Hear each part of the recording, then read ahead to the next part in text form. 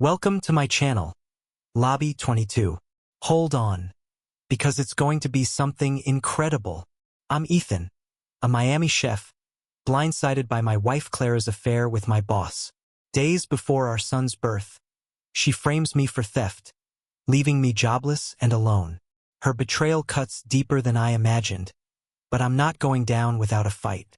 With a savvy bartender's help, I uncover a web of lies that could destroy her. My revenge is coming lawful, relentless, and unstoppable. I'm Ethan, a 38-year-old chef in Miami's sizzling culinary scene, and my life was a dream until my wife Clara's betrayal tore it apart. Clara, my college sweetheart, was my anchor, stunning, sharp, and 6 months pregnant with our son, Leo. We'd built a life in our sunlit Coconut Grove condo, planning barbecues and nursery colors. But lately, Clara's warmth had faded. She'd vanish for work meetings, her phone glued to her hand, dismissing my questions with a flick of her auburn hair. "It's just stress, Ethan," she'd say, her smile tight. I trusted her until a single email shattered everything. I was prepping for a late shift at Soul, the upscale restaurant where I'd earned my stripes. My boss, Victor, a slick 45-year-old with a Rolex and a temper, had been oddly distant. As I checked my work email, a forwarded message caught my eye, sent from Victor's account to Clara. "Meet me at the usual spot. Can't stop thinking about you." My heart stopped. The timestamp was last night, when Clara claimed she was at a client dinner. I scrolled, bile rising. Their flirty exchanges stretched back months, laced with promises of a future together. Clara was cheating with my boss. I confronted her that night, my voice shaking as I held up my phone. "What's this, Clara? You and Victor?" She was lounging on our sofa, scrolling Instagram, her baby bump glowing under her silk dress. Her eyes flicked to the screen, then back to me, calm as ice. "You're spying on me now?" "There's nothing, Ethan. Work stuff." Her lie was brazen. "Work stuff," I snapped. "He's talking about leaving his wife for you." Clara stood, her gaze hardening. "You're paranoid. Drop it or you'll regret it." Her threat hung heavy, but I backed off, stunned. This wasn't the Clara I knew. The next day, I cornered Victor at Soul's kitchen. "What's going on with you and my wife?" I demanded, keeping my voice low. His smirk was infuriating. "Careful, Ethan. Don't make waves you can't handle." He brushed past me, but his non-answer confirmed my worst fears. I was losing my family, and my job felt like quicksand.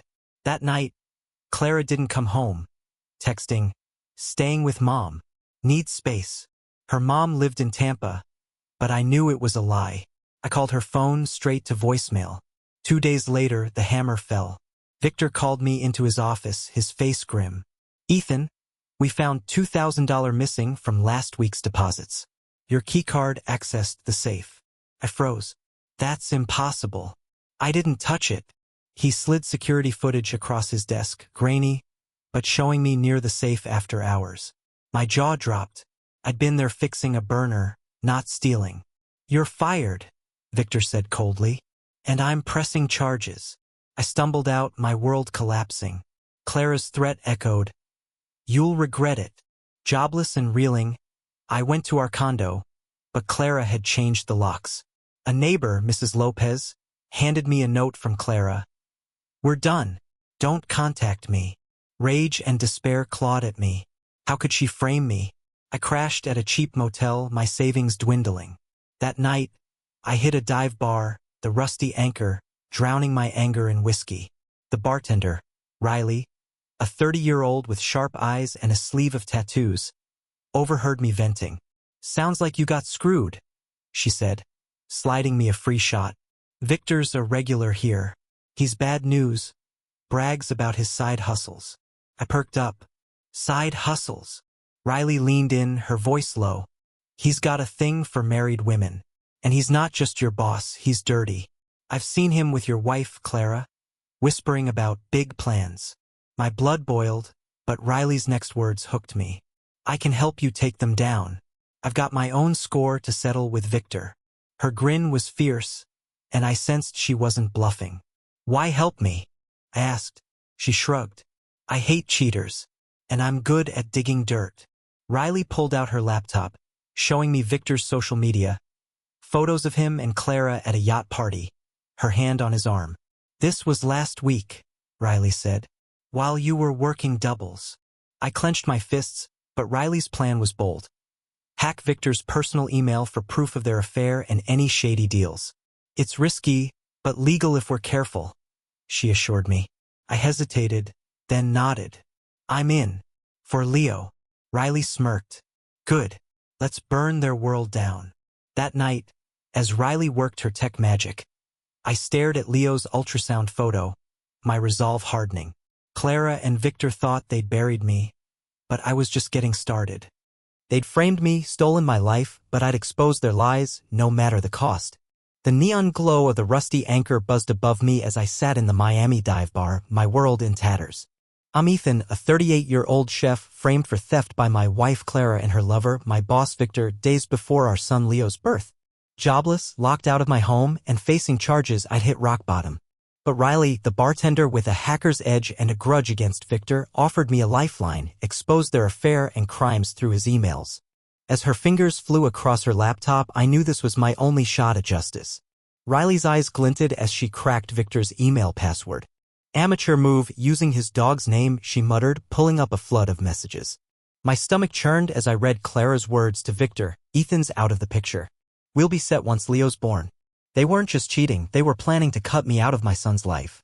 Worse, Victor had wired Clara $10,000 labeled consulting fees.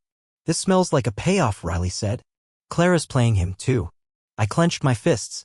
She framed me to silence me. The bar's jukebox blared as Riley dug deeper, finding emails between Victor and a shady investor about skimming Soul's profits. Your boss is laundering money, she said, saving screenshots. If we leak this, they're both done. But a new email stopped me cold, Clara to Victor, sent that morning. Ethan's asking questions. We need to make the theft stick, plant more evidence. They'd hidden cash in my locker at Soul, time to look like I'd stolen it. They're ruthless, I whispered. Riley nodded. So are we. I wanted to storm Soul and confront them, but Riley grabbed my arm. Don't be stupid. We need proof they planted it. She proposed a risky plan, sneak into Soul after hours using my old keycard and check the locker before Victor's audit tomorrow. I'll disable the cameras, she said. You're in and out in 5 minutes. My heart raced. If I get caught, I'm screwed. Riley's gaze was steady. You're already screwed. This clears your name. I agreed, Leo's ultrasound photo burning in my pocket. That night, Miami's humidity clung to me as we parked near Soul. Riley hacked the security feed from her car, giving me a 10-minute window. I slipped inside, my flashlight cutting through the dark kitchen. The locker room smelled of grease and sweat. My locker was untouched, but inside, a bag of cash $5,000 tagged with my initials. My blood boiled. Clara's handwriting. I snapped photos, leaving the cash untouched, and slipped out as Riley texted, cops nearby. Move. I dove into her van, heart pounding. Got it, I said, showing her the pics. She grinned. Game changer. Back at her apartment, a cluttered studio with glowing monitors, Riley uploaded the evidence to a secure drive. We'll send this to the cops anonymously, she said. But her next find floored me, a draft divorce filing on Clara's cloud, naming me as an unfit parent due to criminal activity. She planned to take Leo and Victor's money, leaving me with nothing. She's a monster, I said, voice cracking. Riley's jaw tightened. I've seen worse. My ex pulled similar crap, that's why I'm helping you. Her vulnerability surprised me, but I didn't pry. The next day, Victor's audit hit. He called the police, claiming I'd stolen the locker cash. 2 cops showed up at my motel, cuffs ready. Ethan Carter, you're under arrest, one said. I stayed calm, expecting this. Check my phone, I told them, opening the photos of the planted cash. Clara and Victor set me up. The cops exchanged glances, taking my phone. At the station, Riley's anonymous tip, Victor's emails, and my photos had already arrived. After hours of questioning, they released me. We're looking into Soul's finances, a detective said. Stay low. I crashed at Riley's, too wired to sleep. She handed me a beer. Clara's panicking. Victor's dodging her calls. She showed me texts intercepted from Clara's phone. What if Ethan talks? We're exposed. I smirked, but dread crept in. She's due soon. What if she takes Leo and runs? Riley's eyes darkened. She won't. I've got a friend at the hospital, she'll tip us off. I raised an eyebrow. You've got friends everywhere. She shrugged. Comes with the territory. The next morning, a bombshell dropped. Riley's hospital contact texted Clara had checked in labor. I raced to Miami General, my mind spinning. Would she keep Leo from me? At the hospital, Clara was in delivery, but Victor was there, pacing. He spotted me, his face twisting. You're finished, Ethan, he spat. I held my ground. Not today. A nurse pulled me aside. She's asking for you. I entered Clara's room, her face pale but defiant. Sign the divorce papers now or you'll never see Leo, she hissed. I leaned in. I know about the fraud, Clara. You're done. As she glared, a doctor rushed in. We need you out, complications. My heart stopped. Is Leo okay? The doctor nodded but pushed me out. In the waiting room, Riley appeared, her laptop tucked under her arm. I've got something big, she whispered, showing me a hacked bank statement. Clara had siphoned $50,000 from Victor's accounts. She's double-crossing him, Riley said. We leak this and they both go down. I hesitated, fear for Leo gripping me. But Clara's threat echoed. I had to fight or lose everything. The sterile hum of Miami General's waiting room buzzed in my ears as I paced, my heart in knots. I'm Ethan, a 38-year-old chef fighting to save my unborn son, Leo, from my wife Clara's ruthless betrayal. She'd framed me for theft, cheated with my boss Victor, and now in labor threatened to keep Leo from me. Her latest scheme, siphoning $50,000 from Victor's accounts, proved she was double-crossing everyone. With Riley, my hacker bartender ally, I held damning evidence: Victor's emails, Clara's planted cash, and her bank fraud. As Clara fought for her life in delivery, I faced a choice: expose her now or risk losing Leo forever. Riley sat beside me, her laptop glowing with Clara's stolen bank records. We leaked this to Victor's investors and she's toast, she whispered, her eyes fierce. I hesitated, glancing at the delivery room doors. What if it backfires? Leo's in there. Riley's voice softened. You're not the bad guy, Ethan. She's the one who framed you and ran a con. Her words steeled me, but a nurse's shout interrupted us. Mr. Carter, come quick. My stomach dropped as I bolted to Clara's room. Clara was pale, monitors beeping chaotically. The doctor's face was grim. She's stable, but it was touch and go. Your son's fine, born healthy. Relief flooded me, but Clara's glare cut through. You're not taking him, she rasped, clutching the bed rail. I leaned close, voice low. I know you stole from Victor, Clara. Sign the divorce papers or I tell him everything. Her eyes widened, but she hissed, you wouldn't dare. I walked out, my resolve hardening. Leo was my priority. Outside, Victor was gone, but Riley had news. I sent the bank records to Victor's investors anonymously, she said, showing me a forum post already gaining traction.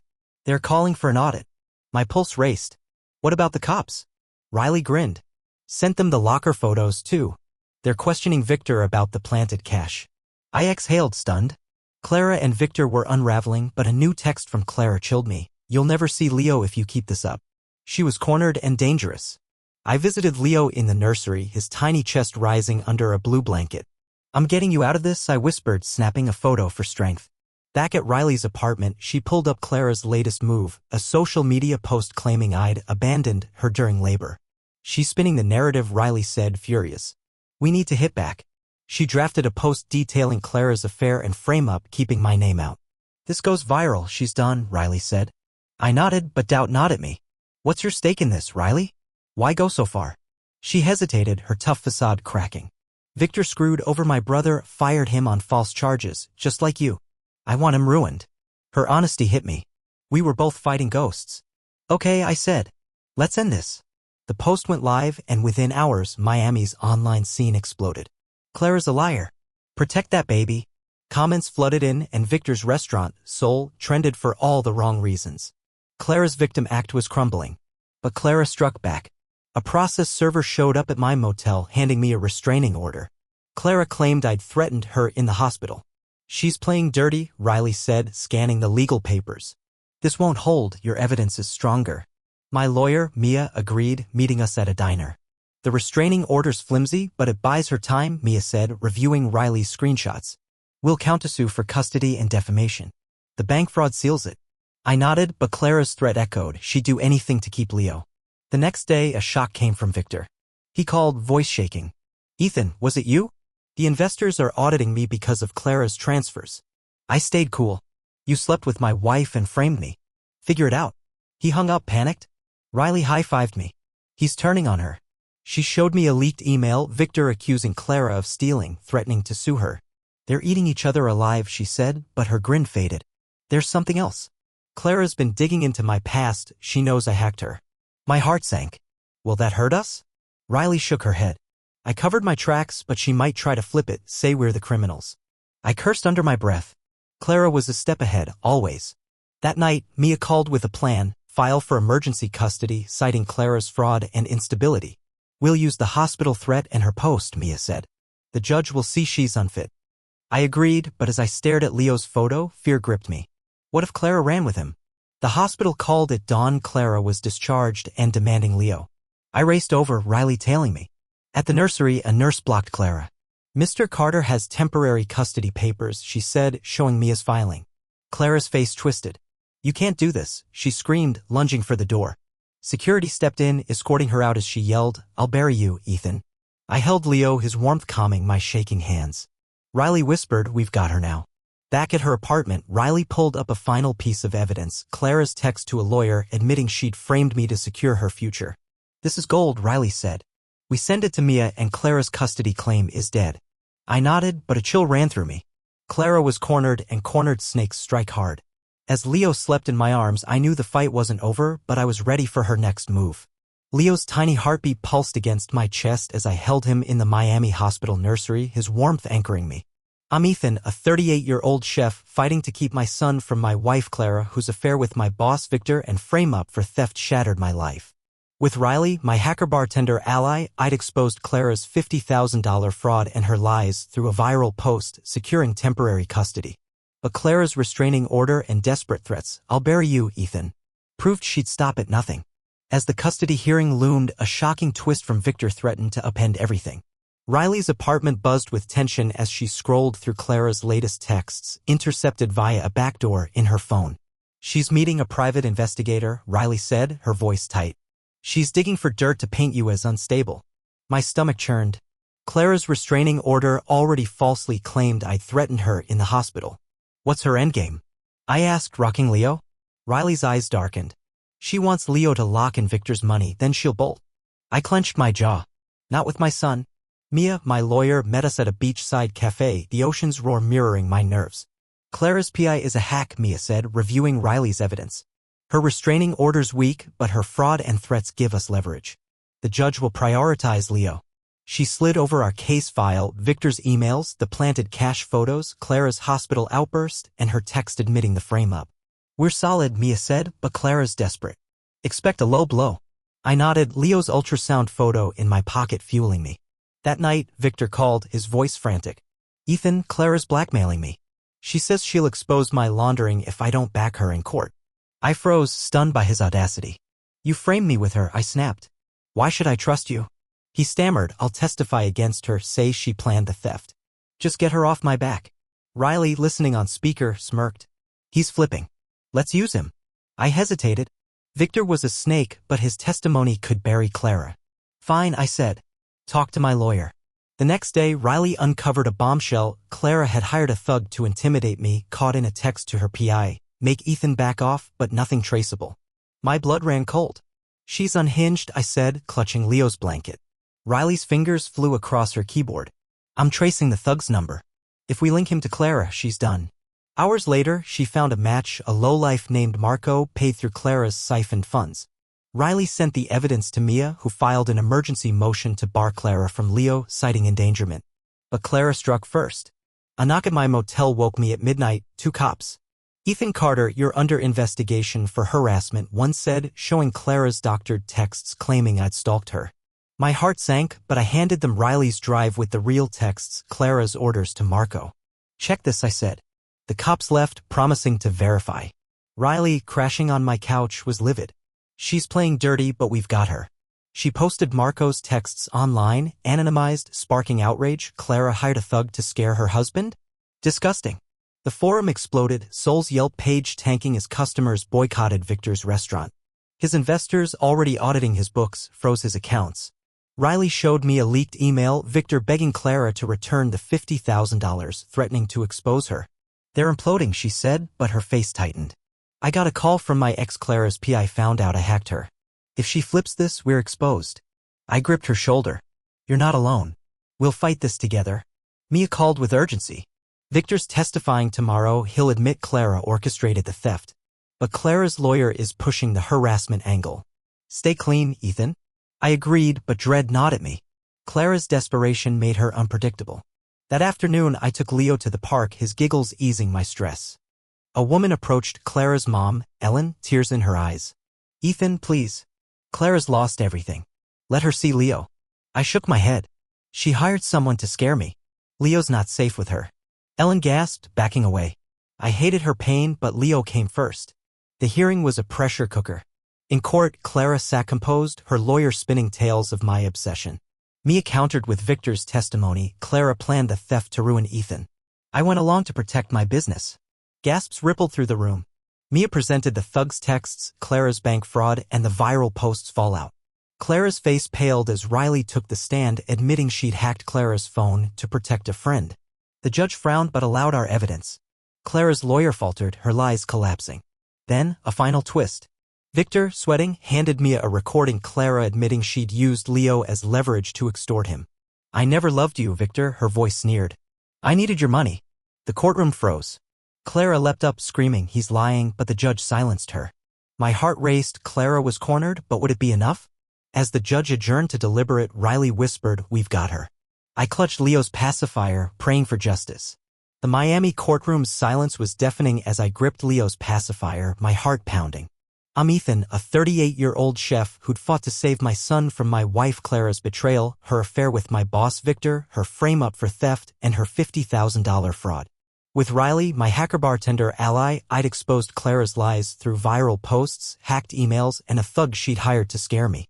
Victor's last-minute recording of Clara's extortion sealed her fate, but as the judge deliberated, I braced for one final twist. Would I lose Leo after all? The judge returned, her face unreadable.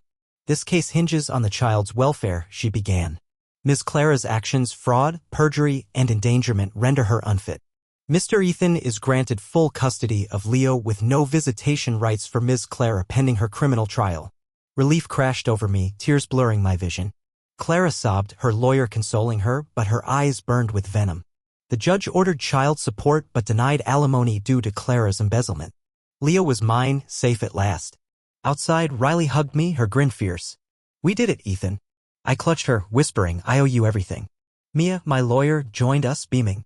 Clara's fraud case starts next week. She's facing years if convicted. I nodded, but pity flickered. Clara had been my love, now a stranger undone by greed. As I drove to pick up Leo from the hospital nursery, his tiny smile erased the pain. We're free, buddy, I said, kissing his forehead. Miami's sunset glowed, a new chapter dawning. Clara's downfall rippled through the city. Seoul, Victor's restaurant, shuttered after investors pulled out, his laundering exposed. Victor fled Miami dodging charges, but his reputation was ashes. Riley's viral posts had sparked a boycott and comments still flooded forums, justice for Ethan. Clara's a disgrace. I avoided the online noise, focusing on Leo, diaper changes, late-night feedings, his giggles filling our new apartment. But Clara's silence unnerved me. Was she truly gone? A month later, a letter arrived from Clara, sent from jail awaiting trial. Ethan, I'm sorry, it read. I lost myself in ambition. Keep Leo safe. Her words stirred old wounds, but I filed it away, refusing to soften. Mia called with news. Clara had pleaded guilty to fraud, receiving 3 years probation and restitution orders. She's banned from contacting you, Mia said. It's over. I exhaled, the weight lifting. Leo's future was secure, but trust remained a ghost. Riley became my rock, swinging by with coffee and tech tips for my new catering gig. You're killing it, chef, she teased, bouncing Leo on her knee. Her hacking had saved me, but guilt nagged her. I pushed the viral stuff hard, she admitted. Hope it didn't go too far. I shook my head. You gave me Leo. That's enough. Her smile warmed me, and I saw her anew, not just an ally, but a friend with her own scars. She introduced me to her sister, Lena, a soft-spoken nurse who adored Leo. We clicked over park picnics, a spark kindling. One evening, Lena shared a bombshell over dinner. I treated Clara in the hospital, she said, hesitating. She confessed something. Victor wasn't her first affair. She'd scammed others, men like him, for years. My jaw dropped. Clara's betrayal wasn't personal, it was her pattern. Lena's words freed me, the last chain snapping. She's her own punishment, I said, squeezing Lena's hand. Leo babbled, and we laughed, the future brightening. My catering business, Leo's Bites, took off, fueled by Miami's foodie scene. I blogged about single dad life, recipes, Leo's milestones, connecting with others who'd faced betrayal. Readers' comments, "You're an inspiration, healed old wounds." Riley joined me at a food truck festival, her tech skills boosting my online reach. "You're famous, chef," she joked. Lena, there with Leo, smiled softly. "He's just Ethan." Their support rebuilt me, stronger than before. A year later, I stood in my kitchen, prepping for Leo's first birthday. Riley and Lena decorated, balloons bobbing. Neighbors, once strangers, brought gifts, their kindness humbling. Clara's name rarely surfaced, she'd moved to nowhere, her life a shadow. Victor was a memory, his empire dust. As Leo smashed his cake, giggling, I caught Lena's eye. "You're home," she whispered. I nodded, heartful. Clara's betrayal had broken me, but it forged a family I'd never expected. The final twist came that night. Riley handed me a USB drive, smirking. "Found this in Clara's old cloud," her diary. She planned to scam Victor from day one. I laughed, tossing it aside. Let her past stay dead. With Leo in my arms, Riley's fist bump, and Lena's warm gaze, I knew I'd won, not just justice, but a life worth living. Miami's stars shone above, and for the first time, I was whole.